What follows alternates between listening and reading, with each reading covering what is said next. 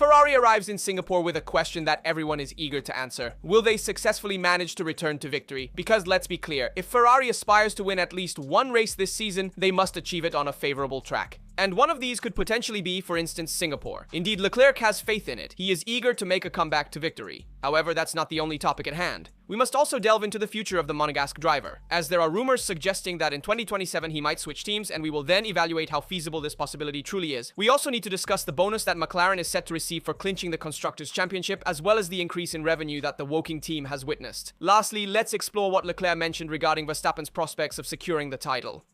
The future at Mercedes is uncertain because Toto Wolff has not yet renewed George Russell's contract, but who has stalled the negotiations? Before we begin, please leave a supportive like, and now let's see everything in detail. Ferrari arrives in Singapore with a burning question in the minds of all the fans. Is it finally the right time to win?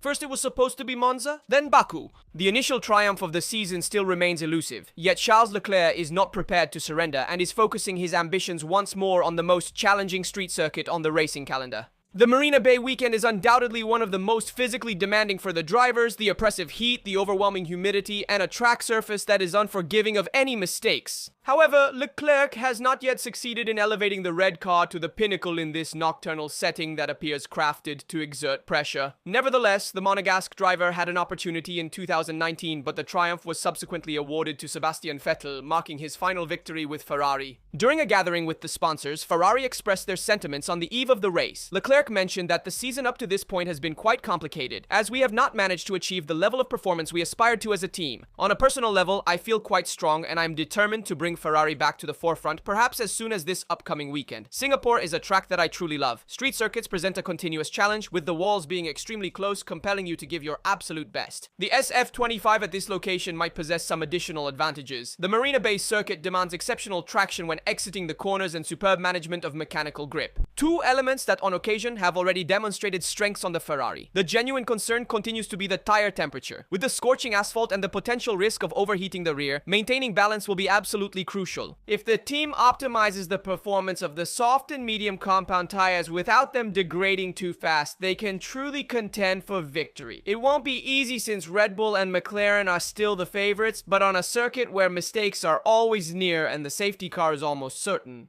strategic planning could change everything. A smooth start, a determined qualifying session, and the capability to remain within the optimal tire performance window could create an advantage that disappeared at the most critical moments in Monza and Baku. Ferrari hasn't won since 2023 in Singapore with Sainz. Now, they aim to repeat that success, but with Charles leading. The Monegasque driver is eager and determined. As I've emphasized, he wants to turn his frustration into something real. Sunday evening might be the opportune moment to redefine a season thus far replete with missed opportunities. I am confident that Leclerc genuinely believes he has the potential to secure a victory this weekend. The important thing will be to prepare the car starting from Friday, have a good Saturday, then do well in qualifying, get ahead, and then try to manage the race. Indeed, in Singapore, the qualifying session will significantly impact the entire weekend. Should Ferrari commence from the first or second row, we could potentially witness a Ferrari capable of contending for both the podium and the victory. Conversely, if we observe a Ferrari positioned outside the top 5 on Saturday, it will become quite challenging to aspire for a podium finish. Leclerc has a strong affinity for street circuits. He is exceptionally fast and adeptly manages to maximize every inch of the track. This is exactly what will make the difference this weekend too. We know how super fast Leclerc is in Monaco and how very quick he is here in Singapore too. In recent years, in my opinion, Leclerc has been somewhat underestimated on this track, and this year we might see him even stronger. However, it will be crucial for Ferrari to get the setup right and not just be strong on Friday, but to be strong throughout the entire weekend.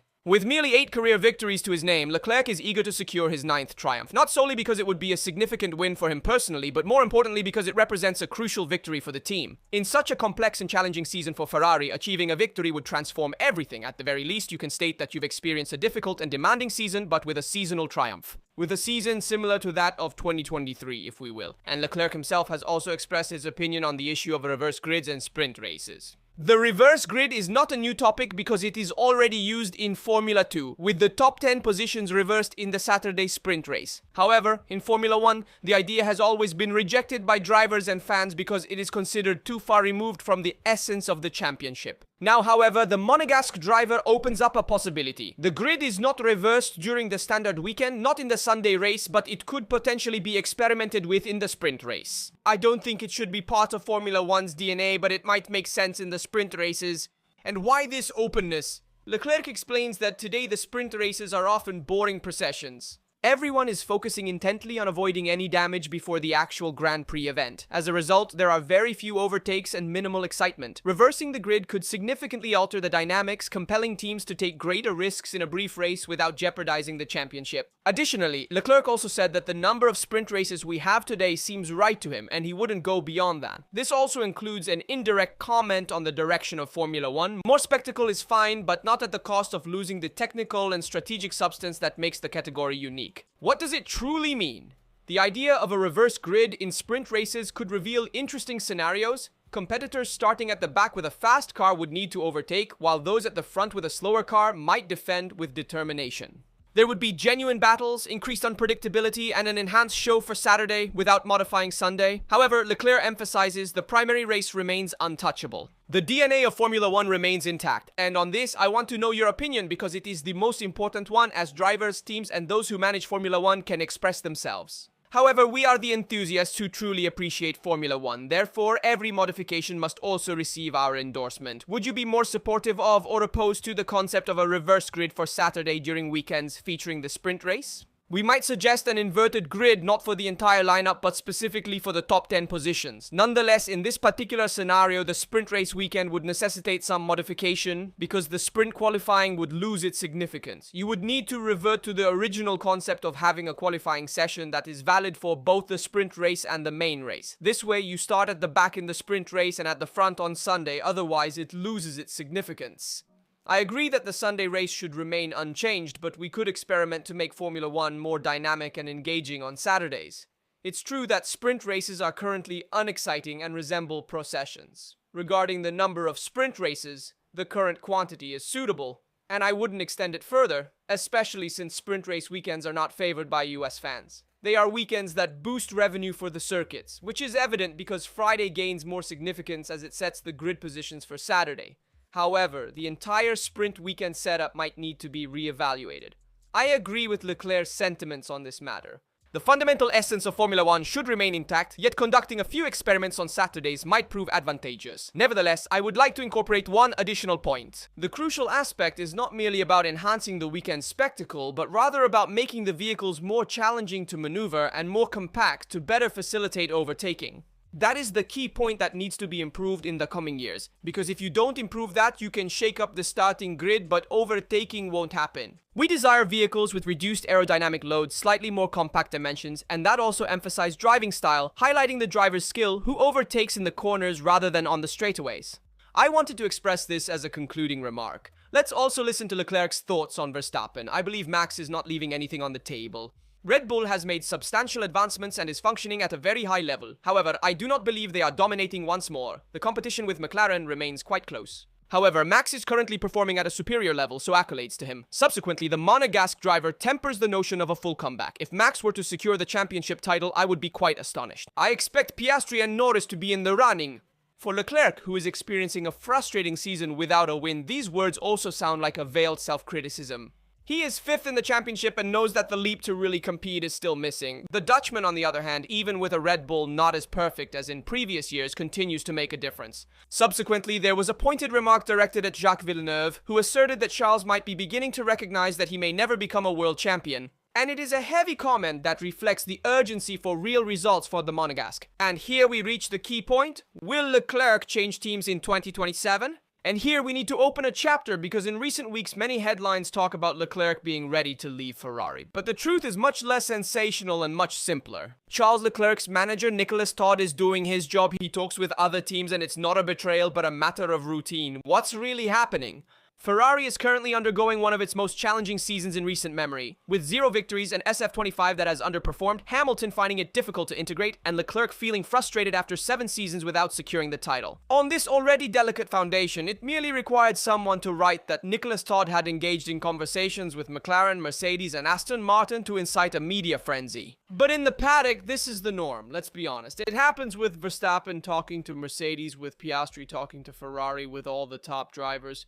It's a way to understand the scenarios, prepare backup plans, and protect the future of their drivers. It doesn't mean that the drivers have their bags packed already. So, why is this news about Leclerc blown out of proportion? The issue isn't the news itself, which isn't really news, but rather how it's presented. Let's be clear, Charles Leclerc, as mentioned in yesterday's video, has a contract until 2029 with exit clauses tied to results starting from 2027. It's a common practice among the top drivers. Even Verstappen and others have similar escape clauses or similar exit clauses. The fundamental point is different. Ferrari must construct a victorious vehicle for the year 2026 to persuade Leclerc to remain in the forthcoming years. If the initiative with the novel technical regulations proves to be competitive, Leclerc will remain and can ultimately vie for the championship. If it ultimately turns out to be a failure, then indeed the clauses will become quite intriguing for Leclerc. However, it's all still quite distant and hypothetical at this point. Transforming ordinary market discussions into fabricated betrayals merely serves to further destabilize an already complex environment. Ferrari is experiencing a moment of crisis, and it's not necessary to add more pressure. Instead, focusing on how the SF25 got lost in execution and what is needed for 2026 is what is important.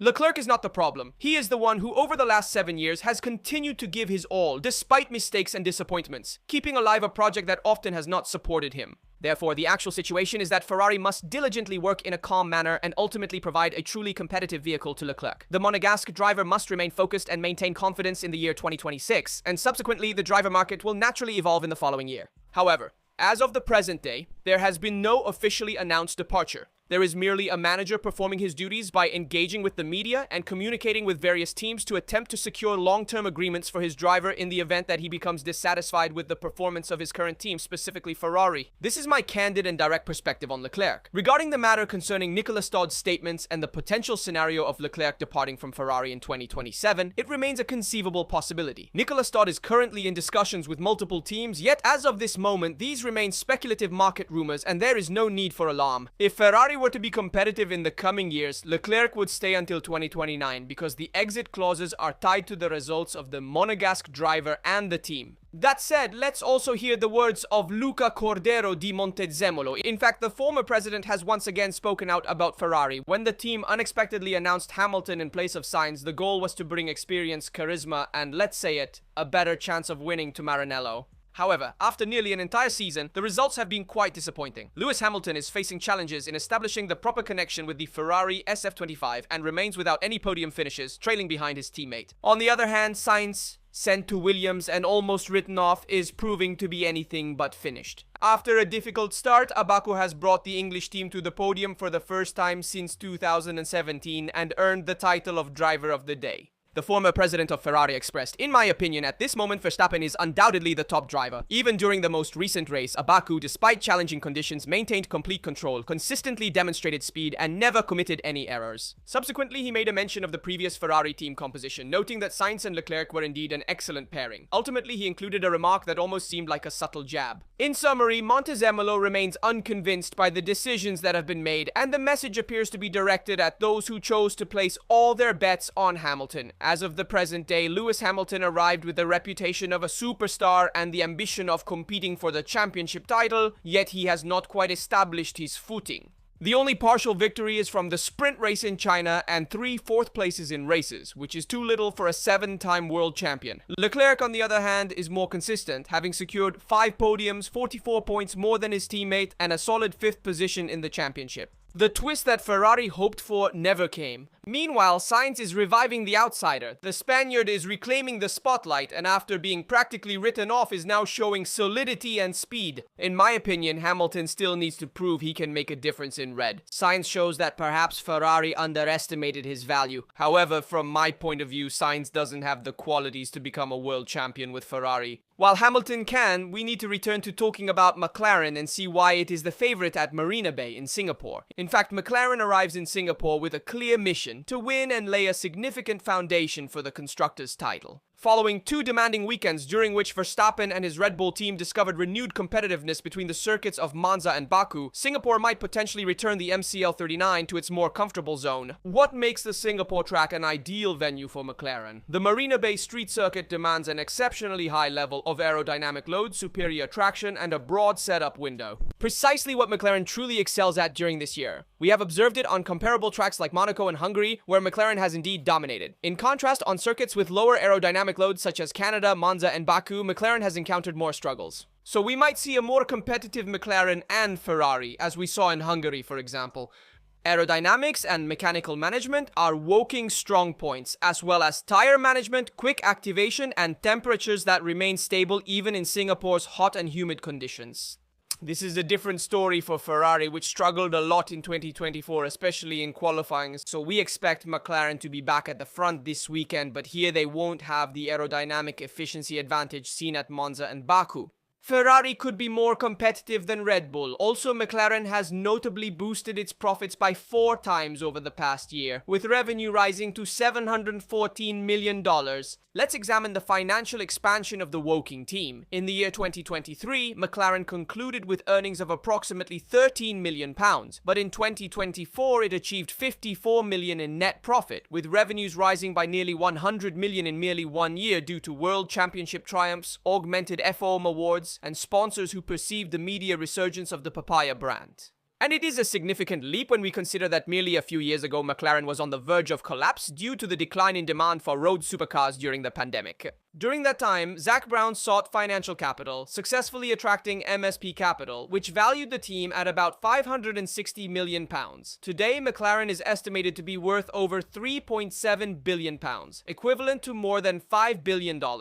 The most remarkable rise in value in recent sports history. The year 2024 was perfect as Norris and Piastri brought the Constructors' Championship back to Woking after 26 years, placing the team ahead of giants like Red Bull, Ferrari, and Mercedes. And all of this has benefited McLaren, which from 2026 will also have MasterCard as a title sponsor with an estimated deal of $100 million per year, and the Formula One prize pool will rise to over $90 million annually thanks to their successes. And this is the effect of Zak Brown, who has brought many sponsors into the team and has enhanced McLaren with valuable assets from big tech. So it will be interesting to see this year with the victory of the Constructors' title and also the Drivers' title, which is likely to be won by a McLaren driver, either Horace or Piast. It will be quite fascinating to observe how significantly the financial valuation of the McLaren team will increase. To secure the Constructors' Championship title already in Singapore, Mercedes must not accumulate 31 points or more over McLaren, and Ferrari must not accumulate 35 points or more over McLaren. In practical terms, it suffices for one of the McLaren drivers to finish at least in 5th place to eliminate Ferrari, and at least in 3rd place to eliminate Mercedes. In summary, Norris and Piastri merely need an ordinary weekend, nothing more, to clinch the Constructors' Championship already in Singapore. Therefore, McLaren is highly likely to secure the Constructors' Championship title this weekend in Singapore, as they merely require an ordinary weekend with both drivers positioned at the forefront. At most, one of the drivers might finish in 3rd place, with Max Verstappen potentially getting in between them or attempting to contend for the victory, but in a typical weekend scenario, McLaren clinches the Constructors' title. Certainly, it's worth mentioning that there's a chance of rain this weekend. There might be a safety car. There are many uncertainties in Singapore that could change the race. So nothing is set in stone yet. But we also need to talk about George Russell's contract and how Mercedes is now speeding up the negotiations, while Russell wants to slow down these negotiations. Indeed, the ongoing saga involving George Russell and Mercedes is undergoing a significant and dramatic transformation, after several months during which it appeared that the Brackley team was in control of the situation, waiting to determine if Max Verstappen could truly extricate himself from Red Bull and become available for the year 2026. It is now, according to Jacques Villeneuve, Russell who possesses the upper hand. In fact, at the Hungarian GP, it seemed everything was settled. Verstappen publicly stated that he would stay with Red Bull, and Toto Wolff had confirmed the intention to continue with the Russell-Antonelli pairing for the new technical cycle in 2026. So it seemed that the renewal of Russell's contract was imminent.